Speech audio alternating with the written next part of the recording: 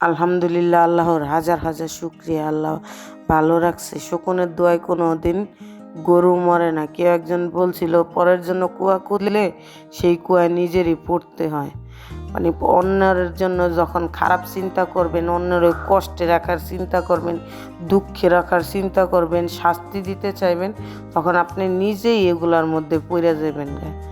এগুলা আল্লাহর শাস্তি, প্রকৃতির শাস্তি।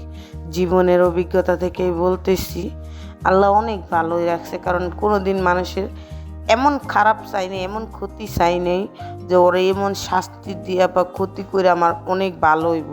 আর দেখছি তার উল্টাটাই হয়। মানুষ যখন এইসব চিন্তা করে তখন তার উল্টাটাই হয়। অন্যের জন্য খারাপ চিন্তা করে নিজেই বিপদে পড়ে। পরের জন্য কুয়া খুঁজা ওই কুয়ার মধ্যে নিজে পড়াই পড়ে, কপাল থাপড়ায় থাপড়ায় মরে। আর মরার সময় পানি দেওয়ারও কেউ থাকে না। আল্লাহ যা করে ভালোর জন্যই করে।